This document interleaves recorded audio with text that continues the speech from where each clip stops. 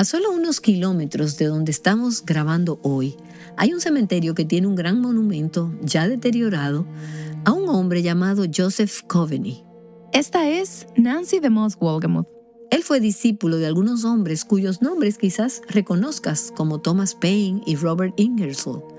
Coveney murió el 12 de febrero de 1897 a la edad de 92 años. Y era conocido por su odio a Dios y a la Biblia, y por su estilo de vida y sus creencias profanas. El día después de su muerte, el New York Times informó que en su lecho de muerte sus hijos le rogaron que renunciara a su ateísmo y que le pidiera perdón a Dios. La historia dice que él respondió con solo un débil susurro: «Muero como he vivido, no creo en Dios, ni en la Biblia, ni en la religión cristiana». Esas fueron las últimas palabras de Joseph Coveney. Ahora, en ese mismo cementerio, hay otra lápida donde está enterrado Dale Faisenfeld Jr., quien fue el fundador de Life Action Ministries. Tuve el privilegio de servir bajo su liderazgo durante mucho tiempo, hasta que murió de un tumor cerebral a los 42 años. Recuerdo estar sentada en su habitación junto a otras personas apenas 1 o 2 días antes de que cayera inconsciente, poco antes de irse a casa donde el Señor. Y en ese momento le resultaba extremadamente difícil hablar. Mientras lo observaba, parecía estar durmiendo, pero de repente, con sus ojos todavía cerrados, él empezó a hablar. Y las palabras fueron débiles, pero inconfundibles. Y esto fue lo que él dijo: «Señor, por favor, trae de vuelta tu gloria a la iglesia. Envía el fuego. Vuelve a ti los corazones de tu pueblo. Que sepan que solo tú eres Dios». Esas fueron algunas de sus últimas palabras. Estás escuchando Aviva Nuestros Corazones con Nancy DeMoss Wolgemuth, autora de Incomparable, en la voz de Patricia de Saladín. Hoy, 8 de abril de 2025.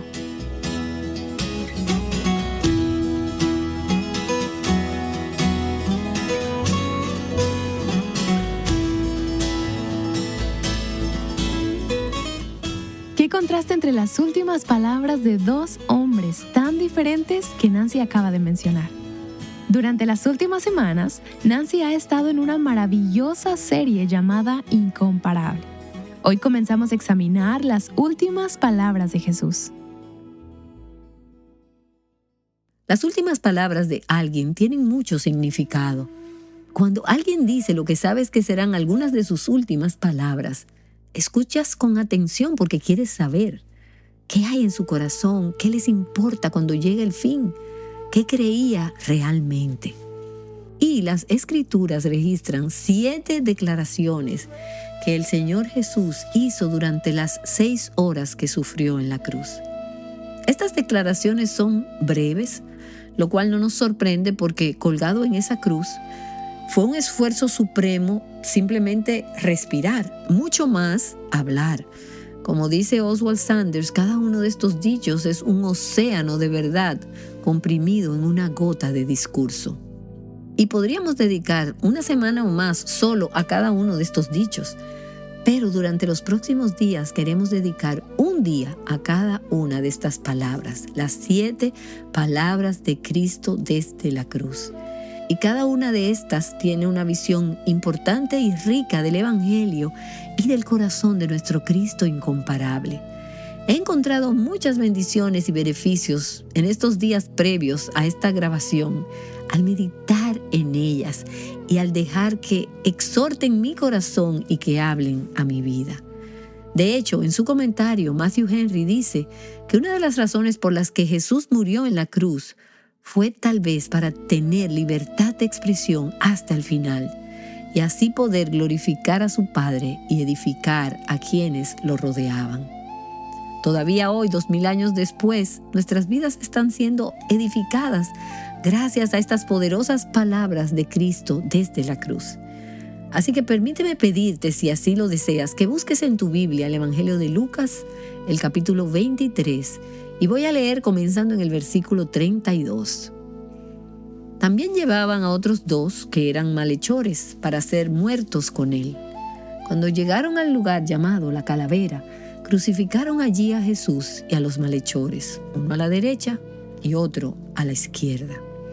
Ahora, esa palabra calavera, si estás usando algunas traducciones, dirá quizás calvario. La palabra griega aquí es la palabra que se traduciría como calavera. La palabra en latín es calvario y en hebreo es Gólgota. Entonces, todas esas palabras que has escuchado son simplemente diferentes idiomas para la misma palabra. Y piensan que tal vez la colina donde fue enterrado Jesús tenía la forma aproximadamente de una calavera, una cima redondeada, o tal vez se llamó así porque este es un lugar de crucifixión y muerte. Pero llegaron al lugar llamado Calvario, Gólgota, la calavera, y allí lo crucificaron a él y a los malhechores, uno a su derecha y otro a su izquierda. El contexto aquí, como hemos estado viendo en las últimas sesiones en esta serie, es que Jesús acaba de pasar por un juicio terriblemente injusto. Él ha sido injuriado, burlado, abusado, humillado, tratado con desprecio, abandonado por sus discípulos. Y él ha pasado por todo y ha sido una experiencia horrible y tortuosa, como era el propósito de la muerte por crucifixión. De hecho, dicen que la crucifixión era tan dolorosa que muchas de sus víctimas gritaban y maldecían tan intensamente que los soldados romanos a menudo les cortaban la lengua. Era una manera terriblemente dolorosa de morir. Entonces, a la luz de la forma en que muchas personas hablarían desde la cruz, las primeras palabras que salen de la boca de Jesús son aún más notables. Sus primeras palabras fueron pronunciadas tan pronto como él fue clavado en la cruz, tal vez incluso mientras estaba en el proceso.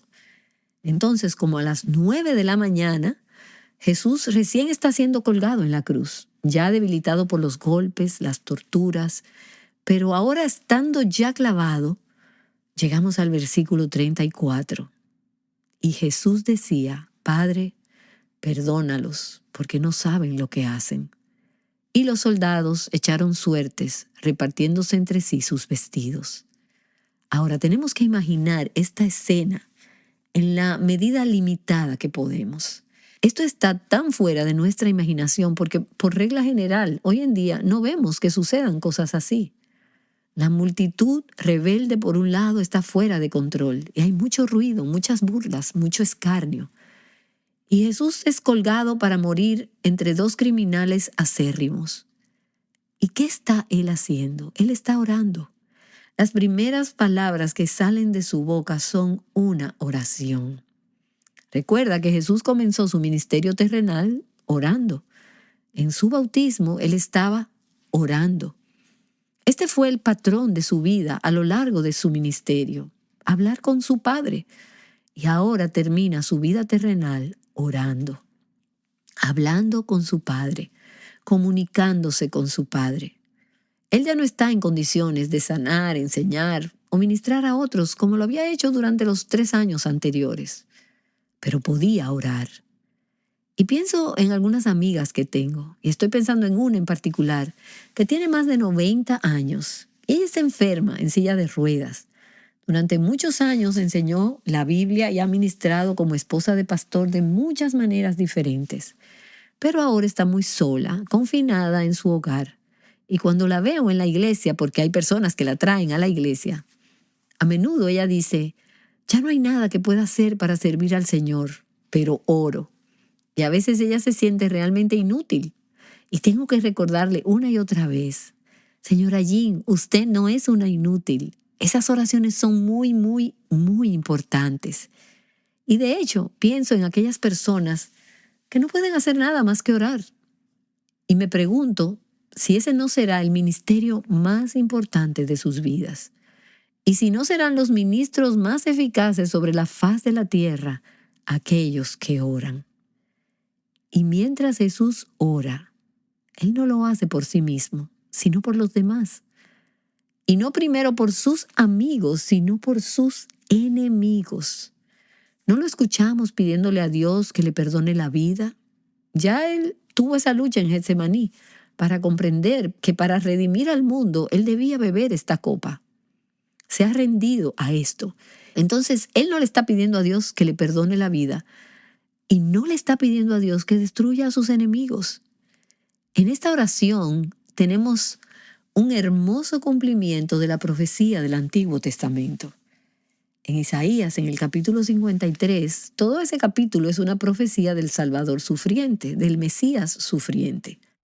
Pero el versículo 12 de Isaías 53 nos dice: y con los transgresores fue contado. Él fue crucificado entre dos criminales, contado con los transgresores. Llevó el pecado de muchos e intercedió por los transgresores. Cientos de años antes, el profeta había dicho, bajo la inspiración del Espíritu Santo, que Jesús, el Mesías, el Salvador, intercedería por los transgresores. Padre, perdónalos. Y eso era exactamente lo que se estaba cumpliendo cuando Jesús oró desde la cruz. Él estaba intercediendo, abogando a favor de los transgresores. En su oración no hay ira, no hay amargura, solo hay perdón. Su primer acto desde la cruz, las primeras palabras que salieron de su boca ante este rechazo, esta injusticia y este abuso, que fueron increíblemente atroces, fue extender el perdón. Y la palabra griega traducida como perdonar aquí significa déjalos ir. Un comentarista dice que el tiempo aquí sugiere que Jesús seguía diciendo: Padre, perdónalos, Padre, perdónalos, Padre, perdónalos, déjalos ir. Esa fue su oración mientras Él iba a la cruz. Y en su maravilloso libro sobre la vida y los tiempos de Cristo, Alfred Edersheim dice: así es como el vencido conquista verdaderamente a sus conquistadores, pidiendo para ellos lo que sus acciones les habían hecho perder. No merecían el perdón, lo habían perdido por lo que le estaban haciendo a Jesús. Pero el que ellos pensaban que había sido vencido en la cruz, en realidad venció a sus conquistadores, pidiéndole a Dios que perdonara a sus ofensores. Y en esta oración Jesús simplemente estaba viviendo lo que había enseñado a otros a hacer.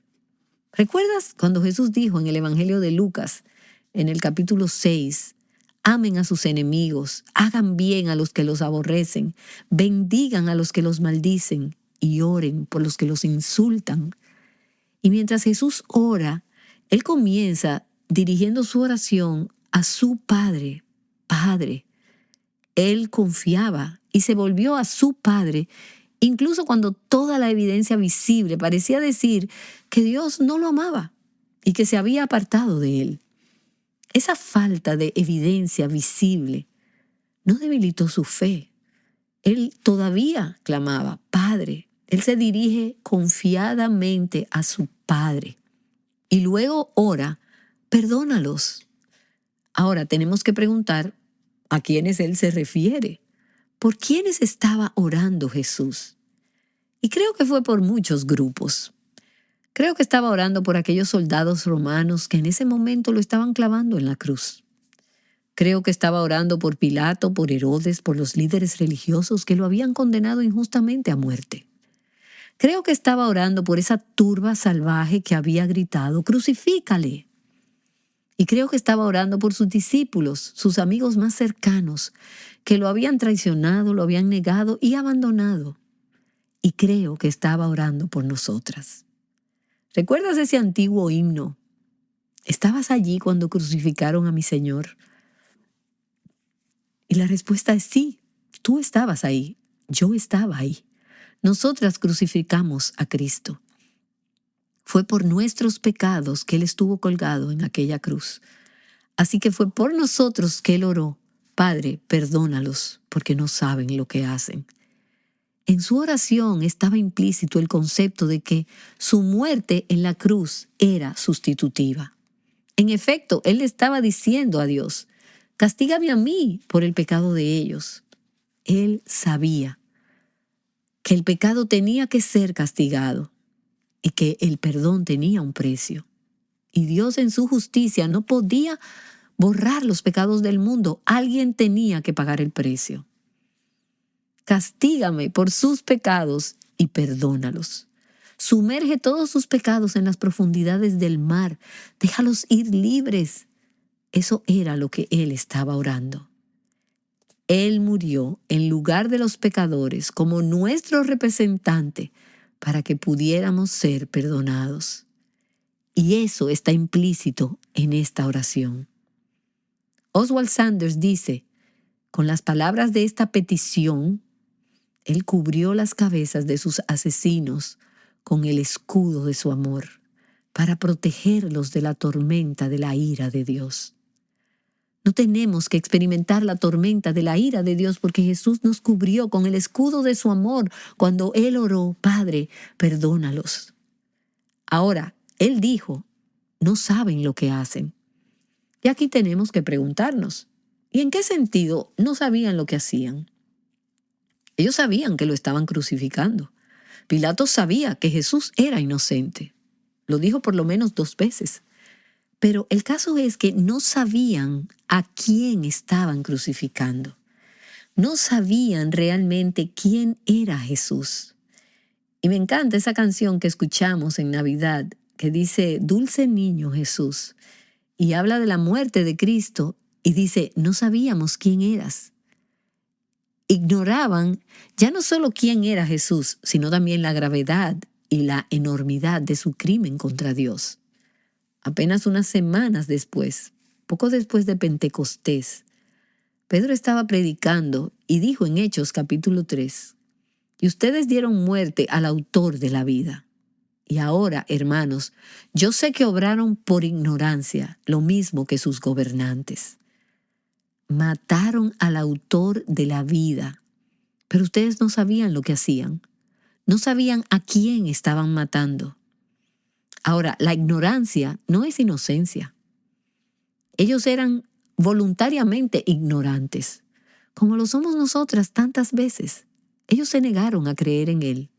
Y en nuestra ceguera, en la medida en que no comprendemos el significado y la enormidad de nuestro pecado, nuestra ceguera es inexcusable porque es el resultado de la incredulidad y la rebelión. Nuestra ignorancia, nuestra ceguera, es una prueba más de nuestra culpabilidad y de nuestra total depravación. Y al leer el Antiguo Testamento nos damos cuenta de que incluso los pecados cometidos en ignorancia debían ser expiados. Y Él, Cristo, murió por esos pecados. Satanás ha cegado las mentes de los incrédulos, nos dice 2 Corintios capítulo 4. Y por eso, hasta que Dios abre nuestros ojos, no nos damos cuenta de la magnitud ni de la naturaleza de nuestro pecado. No nos damos cuenta de cómo Dios ve nuestro pecado y lo que le hizo a Jesús. Y no nos damos cuenta de muchas de las formas en que hemos pecado hasta que el Espíritu Santo nos da convicción y nos muestra nuestro pecado. Y creo que a eso se refería el apóstol Pablo en 1 Timoteo capítulo 1, cuando dijo, habiendo sido yo antes blasfemo, perseguidor y agresor, él no se dio cuenta en ese momento. Solo en retrospectiva se dio cuenta de la naturaleza de su pecado. Y luego dice, sin embargo, se me mostró misericordia porque lo hice por ignorancia en mi incredulidad. Él pensaba que estaba sirviendo a Dios al perseguir a esos cristianos, pero su incredulidad lo llevó a actuar con ignorancia. Pero luego dice, pero la gracia de nuestro Señor fue más que abundante con la fe y el amor que se hallan en Cristo Jesús. Y alabado sea Dios por la misericordia y la gracia hacia los pecadores ignorantes. ¿No te alegra eso? Eso fue lo que recibió Pablo y eso es lo que nosotras recibimos. Ahora, fue contestada la oración de Jesús. Padre, perdónalos porque no saben lo que hacen. Quiero decir que sí, por supuesto.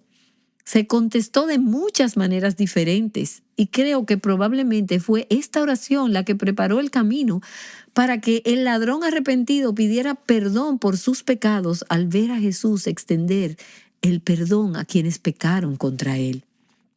Creo que tal vez fue esa oración la que fue parte de lo que ablandó el corazón de aquel centurión romano. que después de la muerte de Jesús dijo, ciertamente este hombre era el Hijo de Dios. La fe llenó su corazón al escuchar estas palabras salir de los labios de Jesús. Y luego, 7 semanas después, cuando 3,000 personas se convirtieron en Pentecostés, es probable que algunos de los convertidos ese día hubieran estado el día de la crucifixión y hubieran escuchado la oración de Jesús pidiendo el perdón para ellos. De manera que sus corazones fueron enternecidos y preparados para creer. ¿Y acaso no ha sido respondida la oración de Jesús en las generaciones venideras por aquellos que se han arrepentido y que creen y que han sido salvos, incluidas aquellas de nosotras que estamos hoy escuchando este mensaje? Gracias a Dios que hizo esa oración por el perdón. Entonces, a pesar de nuestro pecado y a pesar de nuestra rebelión contra Dios, a pesar de lo que nuestro pecado requirió de Cristo, su corazón hacia nosotras es de perdón. Y mucho antes de que supiéramos quién era Él o la magnitud de nuestro pecado contra Él, Él oró por nuestro perdón. Él pagó el precio que hizo posible que un Dios santo y justo perdonara a los pecadores, los liberara de sus deudas, porque como se nos recuerda en el libro de Hebreos, sin derramamiento de sangre no hay perdón de pecados. Esta oración no podría haber sido respondida sin que Jesús hubiera estado dispuesto a derramar su sangre para que nuestros pecados pudieran ser perdonados. Él murió como nuestro sustituto para que esta oración de perdón fuera concedida. Como dijo Martín Lutero, si Cristo no hubiera perdonado, el mundo habría sido reducido a brasas y enviado al infierno. Y cuando leo esas palabras pienso, aleluya, qué gran Salvador. Gracias Cristo, gracias por hacer esa oración de perdón. Y hasta el día de hoy, no solo en la cruz hace 2,000 años, en un evento real de la historia, sino hasta el día de hoy, Cristo es el abogado del pecador, el que defiende nuestro caso ante el Padre, quien se ofrece a sí mismo y a su sangre para expiar, para eliminar nuestros pecados y para satisfacer la justa ira del Padre y su juicio contra el pecado. Y he compartido con ustedes varias veces durante esta serie el libro El Salvador Sufriente de Krummacher, escrito en el siglo XIX, y él dice, «Oh, qué esperanza brilla en el Calvario para un mundo pecador.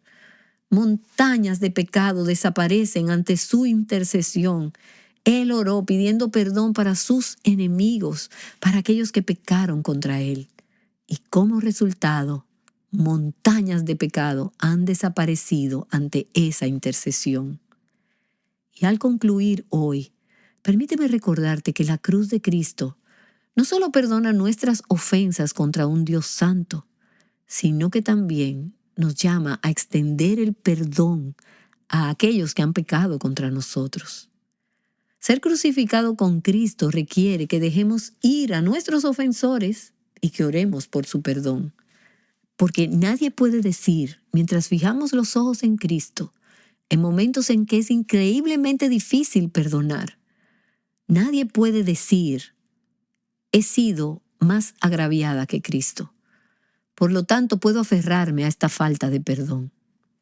Podemos dejarlo ir, y no solo podemos, sino que debemos hacerlo, porque Él oró por nuestro perdón. Antes de ser coronado rey de Francia en 1498, Luis XII ya tenía muchos enemigos. Una vez que tomó el trono, hizo una lista de sus oponentes y colocó una cruz negra al lado de cada uno de sus nombres. Cuando sus enemigos se enteraron de la lista, huyeron pensando que seguramente estaban condenados a morir. Pero cuando el rey se enteró, los mandó a buscar diciendo, regresen, les aseguro que no serán destruidos, pero sí perdonados. Explicó que la razón por la que puso una cruz al lado de cada nombre fue para recordarse a sí mismo la cruz de Cristo. Tenía la intención de seguir siendo el ejemplo de aquel que había orado por quienes lo mataron. Padre, perdónalos porque no saben lo que hacen. Nadie está fuera del alcance de su amor, de su gracia y de su misericordia. Jesús oró para que los más viles, los más depravados fueran perdonados por sus enemigos. Y solo quiero recordarnos que no hay nadie que esté fuera del alcance de su amor, de su gracia y de su misericordia.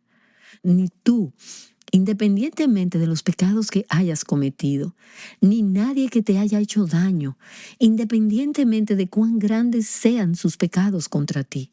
Nadie ha pecado tan gravemente que Él no querría perdonarlos. Y gracias a Dios, gracias a Jesús, es su cruz la que hace posible ese perdón. Amén y amén. Oremos. Padre, te damos gracias por el Salvador que oró, por el perdón de quienes lo mataron, por el perdón, por dejarnos ir y por pagar el precio para que así fuera. Desde nuestro corazón te decimos gracias, qué gran Salvador. Señor, danos gracia ahora para extender el perdón a aquellos que han pecado contra nosotras. Así como hemos sido perdonadas por Cristo, que así podamos perdonar a los demás. Oramos con acción de gracias por tan gran perdón. En el santo nombre de Jesús. Amén. Has sido llamada a perdonar a los demás de la misma manera que te perdonaron a ti. Nancy DeMoss Wolgemuth nos ha mostrado el poder de esa declaración al observar el ejemplo de Jesús. Ese mensaje es parte de la serie basada en el último libro de Nancy, Incomparable. Estamos muy agradecidos de que el Señor esté usando mensajes como este para hablar a las oyentes según su elección. Nancy tiene un testimonio. Dios no me ha llamado a enseñar a hombres, por eso Aviva Nuestros Corazones es un programa dirigido a mujeres, pero sabemos que a veces los hombres escuchan. Por ejemplo, un caballero nos escribió recientemente para decirnos: el Señor me despertó anoche a las 2 de la madrugada para escuchar su programa. Habló a mi corazón. No sé de dónde ha venido, pero su mensaje ha sido un regalo de Dios para mí. Y eso es solo un ejemplo de la forma en que Dios elige usar Aviva Nuestros Corazones, poniéndonos en contacto con los oyentes justo cuando necesitan escuchar un mensaje. El programa estuvo disponible para ese oyente en particular a esa hora, a las 2 de la madrugada. Gracias a oyentes como tú que apoyan el ministerio a través de la oración y de donaciones financieras. Día tras día, mes tras mes, este ministerio se sustenta por las generosas donaciones del pueblo de Dios. Cuando donas a Aviva Nuestros Corazones, estás colaborando para que el Evangelio tenga un enorme alcance. Para conocer más detalles sobre cómo puedes donar, visita avivanuestroscorazones.com. ¿Alguna vez has tenido dudas sobre dónde estarás cuando mueras? Nancy ofrece aliento a cualquiera que necesite entender acerca del cielo y cómo puedes estar segura de que irás allí. Esto será en el episodio del día de mañana, aquí, en Aviva Nuestros Corazones. Llamando a las mujeres a libertad, plenitud y abundancia en Cristo, Aviva Nuestros Corazones es un ministerio de alcance de Revive Our Hearts.